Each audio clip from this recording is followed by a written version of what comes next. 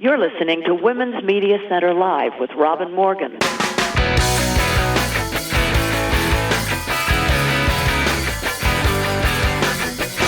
Welcome to Women's Media Center Live. I'm Robin Morgan. We're going to do something special on this episode. In ironic honor of Columbus Day, the entire program will be focused around a discussion with two distinguished Indigenous women about the effects of, Columbus on the people who originally inhabited this land. This is the first of a sub-series of such programs which will be spotted throughout next year, focusing on the richness and the variety of Indigenous peoples in what was once called Turtle Island, now called North America. There were approximately as many people inhabiting North and South America at the time of the European conquest as there were in Europe, so it was hardly a, quote, land without a people. Quite the contrary. I would urge my friends in the audience to have another listen to episode 332, which aired and posted on November 22nd of last year, 2020. It was called The Thanksgiving Reality, and I wrote a blog about it at the same time, which you can find on my website, robinmorgan.net. It delineates a small part of the diseases and almost successful genocide that decimated the native inhabitants after the European invasion. It's shocking, utterly heartbreaking, and provides a dramatic backdrop to what you'll hear today. Because today is about celebration. Not necessarily celebration of Columbus Day, and more about that in fighting words at the end of the program. No, instead, celebration of endurance, survival, and resilience, specifically in the magnanimous magnificence of Indigenous women. We recent arrivals have so deplorably been kept ignorant about our own history, how much it relied on the Haudenosaunee people of the Northeast and their great compact of confederacy, how much the framers of our own Constitution borrowed from them, how much the suffragists in their fight for women's right to vote imitated them, how deep their own feminism runs, and, for that matter, just who they really are. This short series of programs, which you will hear now and then over the next months, aims to remedy that. This week we will be joined for the conversation by Louise Herne McDonald, who is a condoled Bear Clan mother for the Mohawk National Council. She's a matrilineal leader and a founding member of the Circle of Mohawk Women, working to reconstruct the power of their origins through education, empowerment, and trauma-informed approaches. She champions the philosophy of mother law, natural law that binds Indigenous kinship society. She has many tasks, including being the principal organizer and leader of Under the Husk, a traditional rite of passage ceremony for Mohawk youth. She has presented at the United Nations Permanent Forum on Indigenous Issues and lectures regularly at universities throughout Canada and the United States on Haudenosaunee philosophies and self-determination regarding women. Affectionately known as Mama Bear, which is actually her clan name, Louise is a distinguished scholar in Indigenous learning at McMaster University Institute for Innovation and Excellence in Teaching and Learning. She, in turn, has mentored a younger woman who is also with us today. Jonel Beauvais is a Wolf Clan Mohawk who has dedicated years as a council member and lead auntie for adolescent girls entering their first year in Under the Husk. She's also the founder of the Welcome Home Circle in Akwesasne, the territory that embraces the northern United States and southern Canada. The Welcome Home Circle was inspired by her own incarceration and the need for support of those impacted by the criminal system, especially those in Native communities. She is actively working on transitioning them back into the community for safe housing and for transformational justice. She recently collaborated in upstate New York with the Seven Dancers Coalition, which seeks to educate tribal communities and service providers on sexual assault domestic violence, campus safety, teen dating, sex trafficking, and stalking. She's a member of the Section 84 Parole Board of Akwesasne and has received numerous awards for her work, including the 2020 Visionary Voice Award granted by the National Sexual Assault Resource Center. She was also a tribal delegate representing the United States at the 3rd Annual Trilateral Working Group in Mexico City. There is much more about both of these women from whom you'll be hearing today, but we have to take a brief pause now, and then we will return with Louise, Herne, McDonald, and Jonel Beauvais. I ask only that you hear them with open ears and open hearts. It's an honor to host them.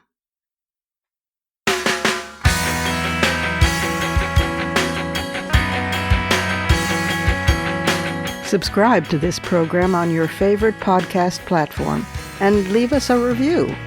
Follow us on Twitter at WMC Live, like our Facebook page at facebook.com/WMC Live, and visit us at WMCLive.com for more information about our show and our guests. You're listening to Women's Media Center Live with Robin Morgan.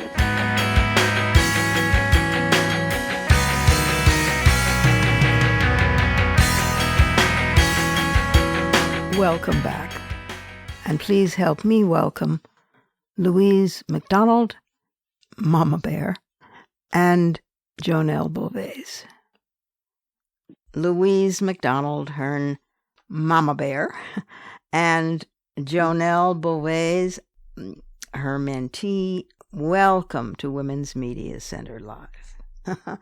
I'm going to try in my awkward fashion to greet you in the word of the Lenape people who inhabited this land long before I did along the eastern north corridor by saying Wanishi. They, of course, were also a part of the Haudenosaunee Confederacy. It's wonderful to have you here, and we're going to do a number of shows on and by and of Indigenous women this year.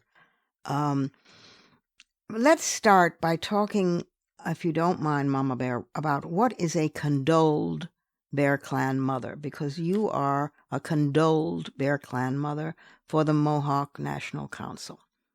Yes, Robin. I am probably about 15 years into my position as a condoled Bear Clan mother, which means I'm a national Bear Clan mother, and I'm a woman leader for our Bear Clan under the chieftainship title of Dehanat, which translates to he who is dragging his antlers, and his portfolio is to look out over the land.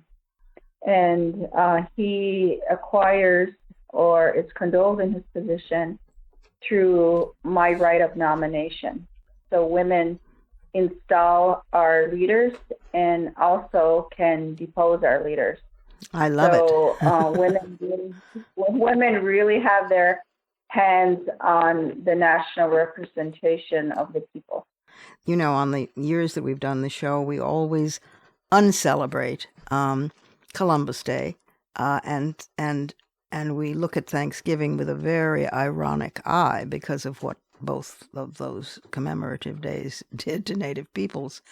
But we've also had wonderful guests, Joy Harjo, now the poet laureate and a dear friend, Deb Holland, now a cabinet minister for the Interior, Rebecca Adamson, etc. But this is the first time that we will really be able to go in any depth, since we're doing much of the show about this, into the matrilineal roots of your practice, because it is a profound practice. And I want to talk about mentoring, because we have with us a great mentor in Mama Bear, if I may call you that, and a great mentee in Jonel. So one of you start, and the other one pick it up, okay? Well, this is Mama Bear. I'll kind of set the stage for my mentee. Mm-hmm. And being a Bear Clan mother has a matrilineal thread that runs back a gazillion years to the time of our creation, that began with a sky woman that fell from a celestial opening in the sky world, and she came here already with a child, and she established within our society a matrilineal thread, or a mother thread. And through the epochs of time, there have been certain stories that have been handed down to the generations. And it begins with Ojijizo, and she gave birth to a daughter and created the earth as we know it. Mm. And the daughter in turn gave birth to male twins. And when you move forward in the epoch in time, then first man and first woman was created, and human beings began to populate the world. And then things went amiss, and then along came Alotni Guhawana, which translates to be the great thinker. And he established within the society of the Haudenosaunee and Indigenous people here a clanship, or a clan moiety, mm-hmm. vested in animals that were in our territory, like the bear, like the wolf, like the turtle, the hawk, the deer. A variety of 14 different clans exist within the Confederacy of the Haudenosaunee. And then from there, after the establishment of the clan system, people started to war and bloodlet. Then along came our messenger of the great peace, who we call the peacemaker, and he mm-hmm. took that matrilineal thread and saw its significance, mm-hmm. and he didn't dismiss it like the U.S. Constitution did, dismiss the women out of their own governance. But the peacemaker saw the brilliance in maintaining the mother line, and what he did was he built the foundation to the house, and the men became the walls and the roof, but the women are forever the foundation, uh-huh. and they're also the supreme law of the land, which means there's a mother right vested in the mitochondrial DNA and in the cellular level of how a mother can transfer her genetics to her daughter and her son. Mm-hmm. So the status of who we are as Haudenosaunee follows the mother, which is a maternal order, not a paternal order. So pretty much everything that gets decided or gets set into law, the women have a big voice in it. And there's different stories within history around the time of Confederation with Washington and Ben Franklin, mm-hmm. and all the fathers, where they had to address the founding mothers of Turtle Island, meaning North America, mm-hmm. that women's voice should not be dismissed. But it was. Not only the Constitution's framers, and I find this very interesting, that the United States formed its Constitution not on the principles of European governments, but on that of people considered, quote, savages, close quote. Mm-hmm. But because it was Franklin and it was Washington, and, who were in touch with the Haudenosaunee. And then, but not only mm-hmm. they, but the suffragists also were heavily influenced by the Confederacy. Throughout most of the 1800s, leading suffragists Lucretia Mott and Matilda Jocelyn Gage and the great Elizabeth Cady Stanton were visiting and studying and documenting the Confederacy. And I think that in 1893, Gage was arrested for registering to vote by authorities, and at the same time she was honorarily adopted for her views on women's rights by the Wolf Clan of the Mohawk. So it's a pity that the one thing that they left out of the Constitution and their foundation for this nation was women. Mm-hmm. Such a tragedy. Well, it is. But things have evolved since then, and, women are repositioning themselves and their authority. Right. But it's unfortunate that the patriarchal European male mind could not comprehend the worth of women and the brilliance of women. Yeah. And they chose to ignore them. And I think that's what's eating away at the world is patriarchy. And it, I wouldn't best to say that it's men in general. It's the mentality. Yes. That comes to puts the privileged white male at the forefront of all decision making, to the detriment of the rest of our society. That's right. So, that's why the peacemaker, in order to create balance, he included everybody from the smallest child to the oldest elder, our men, our women, our children. We all had a participatory governance, and that's why they put women at the center to be the representative to the people. And then she appointed a male leader to be the voice to her clan, and she also appointed a nephew who would carry the message from the mother to the chief.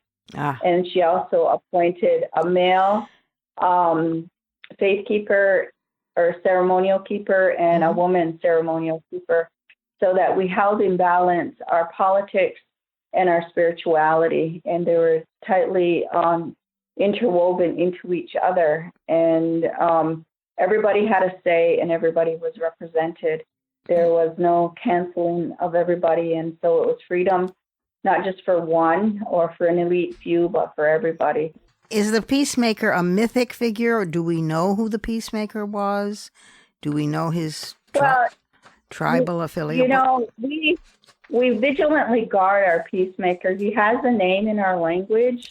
We choose to use the English version because we don't want his name to be slandered, like Jesus Christ or God damn. That's right. So we guard our peacemaker because he is that sacred to us, and we know that he is a divine being that showed up here in human form to bring us the divine message, and that was that of peace. It's not a man-made, man-thought-out peace. It came from a very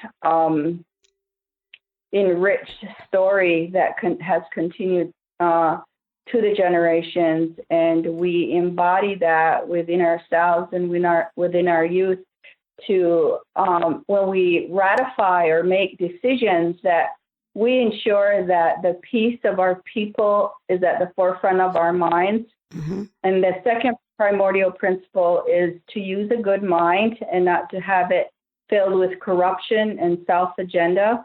And thirdly, when you employ those first two, we become powerful, which is empowerment. So those are the three primordial principles, which is peace, good mind, and the power of the people. And everything that we do vested in 7 generations is founded on those 3 simple principles. I was just about to raise that, because the 7 generations rule that every decision that we make has a ripple effect 7 generations into the future is mind-boggling in its wisdom. If everybody thought that way, wow, what a different world it would be, don't you think? Yeah, oh, absolutely. I don't think we would be in this climate crisis right now if, 7 generations ago, they rethought industrialization and fossil fuels. Tell me something. Let me play devil's advocate here for just a minute. This is one of the oldest belief system, possibly the oldest belief system in the world, Indigenous faith-based system. Nonetheless, there would be people who will say, it's no different from the Aquarian age kind of sentimentality and belief in another and, belief in a higher power, as opposed to being very practically based and in one's own shoes. The nature part is all very well, they might say, but not the extending of that in the way that Indigenous peoples do. I notice a sentimentalizing of Native peoples by other folks that makes me nervous. So would you speak to that? Well, I'm not quite sure what you're trying to get at being the devil's advocate. I just know that we have lived an experience, and it's just not Indigenous people. I think worldwide, women have been dismissed as having any kind of relevance other than being a sexual release for men or the transporter of human beings. And that's so certainly true. For us in the Indigenous world, our creator, and we believe we all are creations and have the ability to create, and we're all our own gods. But in our processes, we had multiple gods, and we had multiple worships. Like we worshipped our sky woman as the sacred mother. We worship the earth as our mother, and the moon as our grandmother, and the sun as our brother. So we have, everything that we hold sacred and worship is tangible. You can smell it, you can hear it, you can taste it, you can feel it. Mm-hmm. It employs all of our five senses versus Christianity, who has an imaginary male god that everybody prays to. But Right. even in our way, our peacemaker or our God is one of the sons of our sky woman. And he's called the sun holder. And even Herne is accountable to the mother. So for me, the supreme law of the universe is the mother, because she's all giving. That's and right. she is the giver of life, and she's the nurturer, she's the nourisher. And to me, that makes much more sense on a human level, is that you uphold those things that feed you, that protect you, and that you breath, and that sustain you, and that's where our spirituality is. And for me, I don't know if I'm really answering your question. Certainly a pantheon of the sacred figures is preferable to a singular one created in the image of the male. I want to make a stop at COVID, because I know the great toll it's taken on Native communities, particularly the Navajo. The Indigenous peoples perished mostly not from heroic conquest by the Spaniards or the English or the French. So it's not what we were taught in school. They died from smallpox, yellow fever, measles, influenza, bubonic plague, and cholera, to which they had no resistance. And by 1620, when the Pilgrims arrived, as many as 90% of Native Americans in New England had already perished from smallpox. It's an amazement to me that you're speaking to us after the European conquest at all. That said, let's talk about mentoring. Who wants to start? Jonel as the mentee, or Mama Bear Louise as the mentor? I would like to go first, Robin. Okay. I'm Jonel. I'm the mentee. Okay. I know that you've done remarkable work with incarcerated women, and I know that you've done a whole lot of work as well, despite the fact you're a mother of 3. I don't know where you're finding the time. You must never sleep. But you were 6 years as a council member and a lead auntie for adolescent girls entering their first year of fasting and discipline rites of passage for youth in Akwesasne, and it just goes on. Founder of a Welcome Home Circle, and 5 years cultivating support and experience around violence against women. So talk about all that and about the process that you've gone through, Jonel. Thank you, Robin. So I just wanted to, acknowledge the audience and, express my appreciation to Robin's inclusiveness and, creating good, wholesome space for us as Indigenous women and in the spirit of sisterhood. So I really appreciate this topic because, as you just reiterated to everyone, there's a lot of tragedy and there's a lot of hardship and a lot of sadness in those statistics, listening to them. It's always personal. know. Of course. And so, and in the same light, it also brings just as much weight to the honor and to the responsibility to carry on the goodness that you expressed earlier about us just being women of consciousness and women of in alignment with nature and creation. And then also, kind of wrapping ourselves up in a love story. So I'm really happy about talking about love, because it's definitely made its way into my life. And even as an Indigenous woman growing up here in Akwesasne, which, also, is in between two political bodies, the United States and Canada, our community runs right through that. And so growing up in a very complex political police community, I would, inevitably be a part of all of those statistics that you would read about Indigenous women. So, sexual assault, domestic violence, dropped out of high school, was, very early on addicted to drugs and alcohol, wanting to commit suicide. And so it was just kind of like I was just following through and not understanding, like that there was anything beyond these adversities and about life.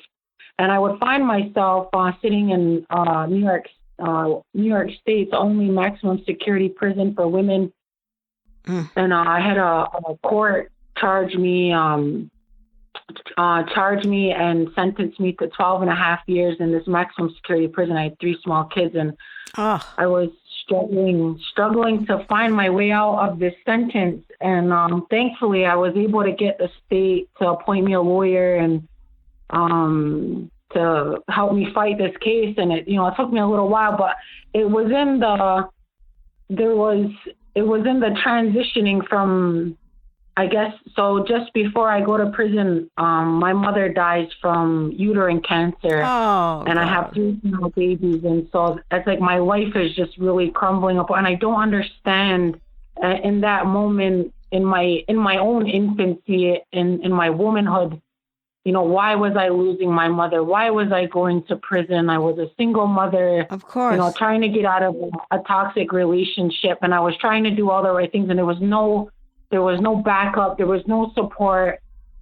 And that was my process. And the women of Bedford Hills Correctional Facility really taught me a lot. And everybody in maximum security prisons doing life. And it really taught me a lot about spirit and humanity and environment. I know Bedford Hills very well. Very well. Oh, do you? Yeah, okay. Because I've had a number of women friends and acquaintances who've been there, and I've visited frequently. Go on. All right, good. Well, good. I'm glad to hear you were an avid visitor, because in prison, it's hard, to have support. It's hard and it's expensive, and me being so far away from my community and my children.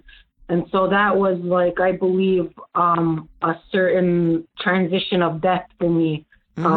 Prison really killed a certain behavior or spirit in me. And I really didn't really see myself living out those 10 years in there, and wanted to just end it, right? I just wanted to end it. I was 9 months into my sentence, and I said, I don't want to do these 12 and a half years. And I was just going to, hang myself in my cell. But you didn't. You came out somehow, miraculously, and you now work with formerly incarcerated women, and you won all sorts of awards and international attention for doing so. I mean, this is extraordinary. Talk about that. You know what? It really is extraordinary. And I think I'm really learning to appreciate the extraordinariness about it. But when you're in it, you just feel like, everything's falling apart, and you're not quite sure what's going to happen next. Damn right. But in the, when you buckle down and you learn something about yourself in survival mode, and you learn what you tell yourself, or how you were taught to survive, or, how you chose to cope, or how you chose to react, or what you denied yourself. And, you think about all those things looking back at it. And so thankfully, I was able to get out of prison, and I didn't have to do those 12 and a half years. And then on top of that, in the transitioning of me coming out of an institution and back into community, I thankfully landed myself at a community event where Louise was conducting and facilitating a women's talking circle. And there was all these revered women, you know, they were nurses and police officers and public officials. And they were just like these really worthy women. And I was just this, you know, Department of Corrections, New York State property of Bedford Hills, you know, 11G0437 was my Department of Corrections number. And I had no worth, right? I felt unworthy. And as a result of that circle, you know, those women, they rallied around me, and, you know, Louise asked them to sing me a song and to send me good wishes and to welcome me home. And as a result of that, the camaraderie of those women underneath that tent at that ceremony, you know, here I am 8 years later, completely thriving, absolutely proudly working alongside these women and many more. And so it's really been really about me getting here extraordinarily off the backs of Black women, primarily Black women and Indigenous women, cultivating their strengths, using their positions of power, and absolutely putting their hand back down and helping the next woman, you know, get on top of things. And I think that says so much, and it's definitely saved my life and I'm sure many others. And making it visible, Jonel, because now you're a member of Section 84 Parole Board of Akwesasne, and a council which is a restorative justice. I love that phrase, a restorative justice initiative, integrating Indigenous ways of mediation to reduce incarceration and to provide a more interpersonal means of healing for both parties. This is grounding that vision in pragmatic, practical reality. And then also the coalition that you're part of, is it the Seven Dancers Coalition as community outreach that educates tribal communities and service providers through trainings and presentations on sexual assault, domestic violence, campus safety, teen dating, sex trafficking, and stalking. So, you know, not surprisingly that you got the 2020 Visionary Voice Award nominated by the New York State Council Against Sexual Assault. I mean, you're doing remarkable work. You know, oftentimes, you know, I would ask myself, you know, what helped me? Like, what helped me get this far? Like, genuinely, you know, because it's designed for me not to make it this far. Oh, yeah. The system isn't designed for me to get to these levels of speaking and representation and organizing. It's very much about power and control. That's right. And so I think it was absolutely through the sincerity of womanness and sisterhood and mentorship where, as I expressed earlier, after losing my mother, you know, prior to me being incarcerated, and then coming back out and having a woman be able to recognize me and see me and offer me some of her time, you know, was a great asset to me in many ways. And she just kept creating opportunity for me to show up. You know, if you want to be here, like, this is what you can do. And every time I showed up and every time I came, I learned a little bit more. And I was also very much built off of all of the pressure from prison, because I was with women who were being beaten by correctional officers and raped by them. And, you know, so I just came from an environment that was absolutely like diminishing, dehumanizing, you know, and so you come out and then you see this space that's like accepting and appreciative and generous, and you're going, this is the absolute answer, because the world I just came out of looked nothing like this. Right. And it really does have, and I knew its value because I knew a lot of people that went to prison, but nobody talked about it. Of course. And I also knew that my community had the most representation at that time in prison. And it just really bothered me because I didn't want to see any of my women in there from my community. But at the same time, it brings some solace when you see a familiar face and you buckle down in that prison and you help each other survive the Yes. institution. Yes, yes. Ah, it's so moving, and it's so practical.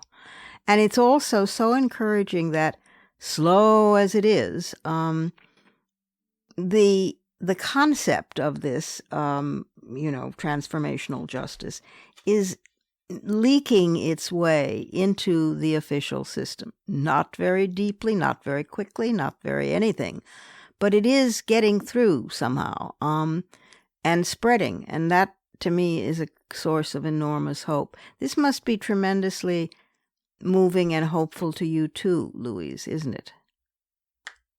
Well, of course, you just, give a lot of historical data on, the genocide of Indigenous people through eradication and through legislated and premeditated genocide. And it's a miracle that you even have us on the line because, we did have systems of resiliency too. And that's why Jonel and I are here. You're in privileged space because, despite the onslaught of eradication, we still live, we still exist, we still breathe. Yes. And for Jonel, you give this woman pain and she'll turn it into power. Oh. And that's exactly what she did. But, we supported her, and I believe that we cannot afford to throw our people away because there's so little left of us. That's right. And yet we cling tightly and we guard closely the preciousness of our women. And this morning I turned on CNN and there's this big news flash about a missing white woman, but we have over 6,000 missing and murdered Indigenous women. Yep. And that doesn't get any news coverage at all. Of course So not. you tell me about a system that is constantly attacking the true inheritors and the true owners of this land, tells you clearly that it is with great government intention to do away with the power of Indigenous women and to silence us. But yet we continue to exist.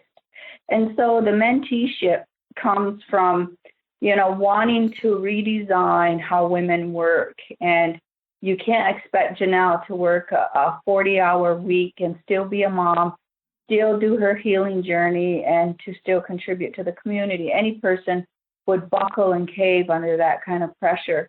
So what we are doing is, I took her under my wing because I seen her absolute substance and the core of her ability to move mountains. And all I had to do was just to believe her, catch her in her moments, and to give her exposure to different circles and allow her to see and feel things that she had never seen before. And so she had the power to change the narrative. And that's what this work is all about. The mentor and the mentee is to change the narrative of an Indigenous woman's experience and to remind the world how important women and their infants are in the hierarchy of society. And they should be priority. And, we have to put women at the top of the list of our funding, at the top of our decision making. Mm-hmm. They have to be at the table. They have to have the right to their own body and their decision making, and they have to be at the political podium. And thank goodness Deb Haaland is there. Yep. She's really breaking ground.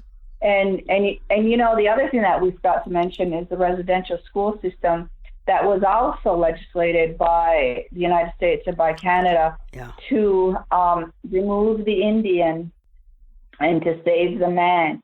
Yeah. And that, the graves being uncovered now. So we get re-traumatized again and again every day to be reminded, even though we're the Indigenous people living in harmony on these lands and with open arms welcomed our European family, yet each day we're under attack and under assault.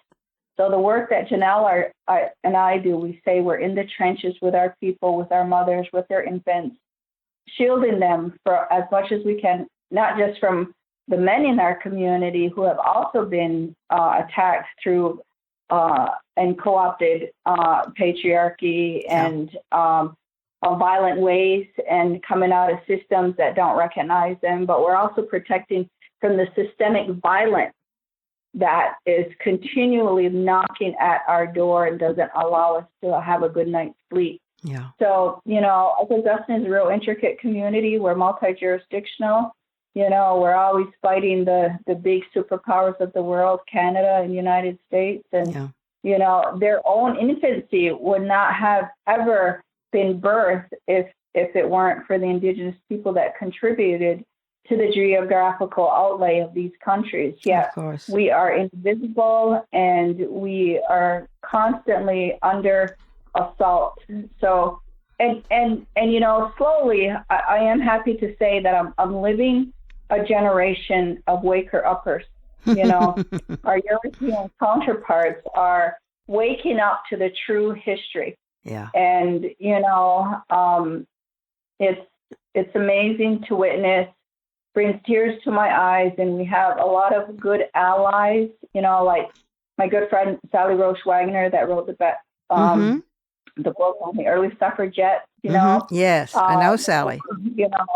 Yeah, so there's these microcosms of evolution that's happening in different sectors of the countries.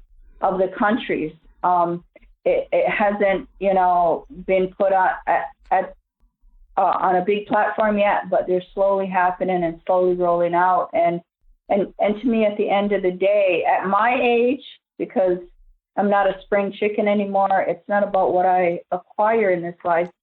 It's about what I leave behind. And yes. Jonel, who's half my age, is what I'm leaving behind. And if I don't invest in that, then the seventh generation is even more in trouble. So, so I'm handing the torch off. You both are just, miraculous women, and yet you're very common in that you represent vast numbers of women who feel the way that you do and who are rising into visibility, into voice, and gradually into power.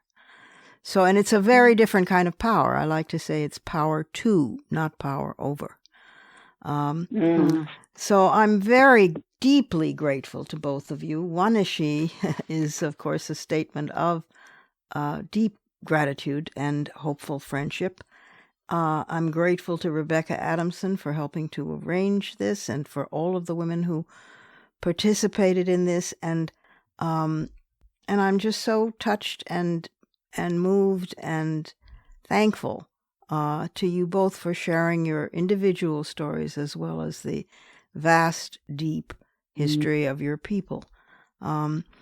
So thank you from my heart and for being with us today and keep on keeping on because there's no other way to do it. And we'll manage it somehow because the planet itself is at stake. Yes? Yes.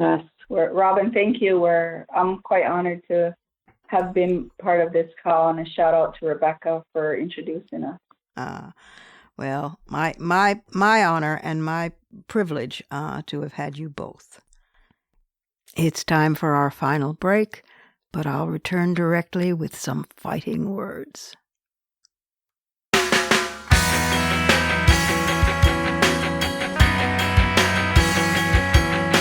The Women's Media Center, founded in 2005 by Jane Fonda, Gloria Steinem, and myself, is a progressive, nonpartisan, nonprofit organization working to make women visible and powerful in media. You can learn more about the WMC at womensmediacenter.com. You're listening to Women's Media Center Live with Robin Morgan.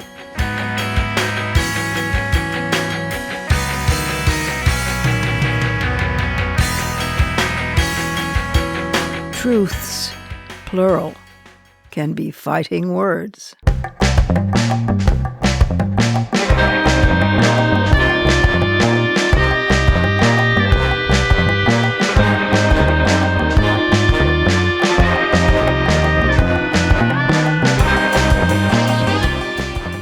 contrary to popular belief, most educated Europeans in Columbus's time understood that the world was round, but they had no knowledge yet that the Pacific Ocean existed.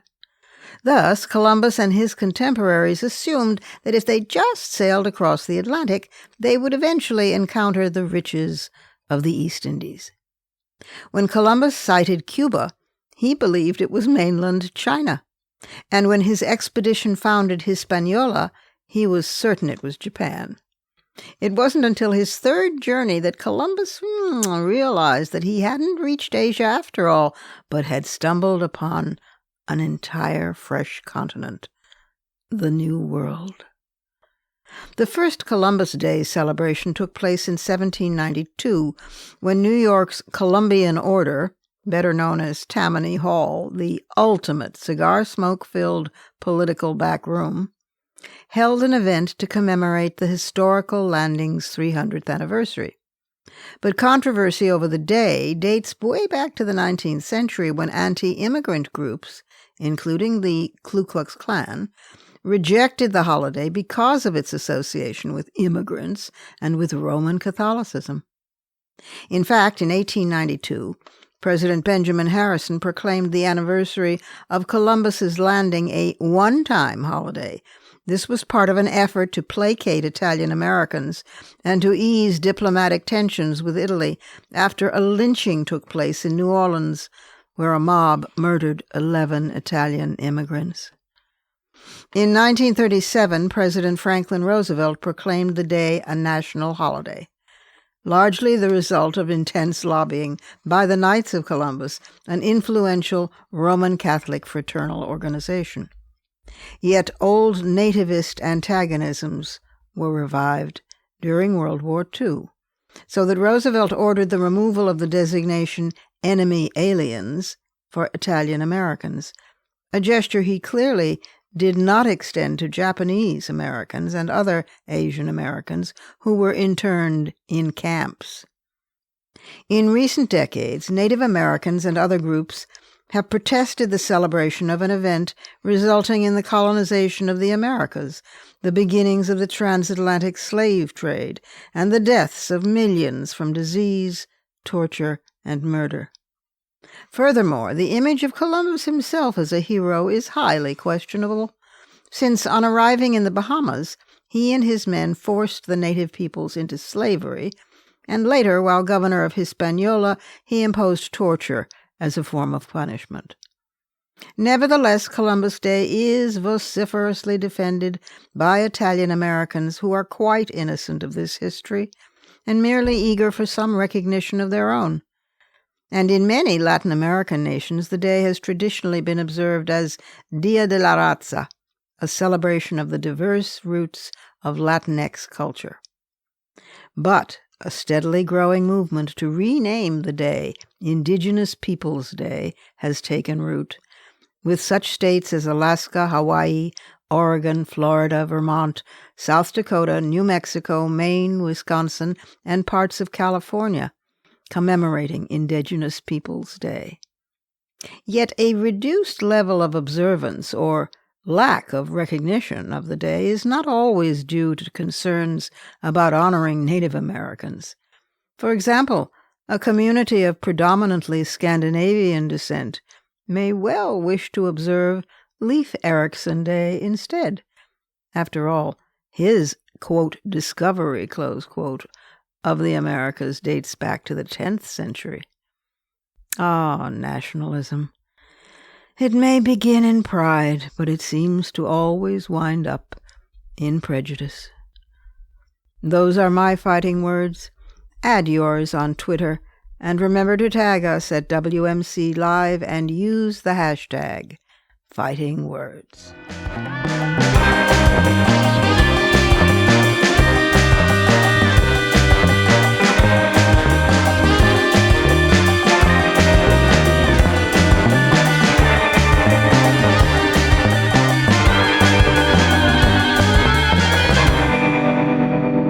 And that's our show for this week. You can follow me on Twitter, Facebook, and now Instagram at @TheRobinMorgan, And you can check out my blog at robinmorgan.net and find my latest book of poems, Dark Matter, and my brand new novel, Parallax, wherever books are sold. Opinions expressed on this program do not necessarily represent the Women's Media Center. Here's the family for Women's Media Center Live. Executive producer as well as founding and sustaining sponsor, Regina K. Scully. WMC president and co-executive producer of this program, Julie Burton. Senior advisor for this episode, Rebecca Adamson, Cherokee Nation, founder of First Peoples Worldwide, and consulting advisor, Betsy Theobald Richards, Cherokee Nation, Director of Cultural Strategies at the Opportunity Agenda. I'm Robin Morgan, your producer and host. Thank you for being with us. Join us again next time on Women's Media Center Live.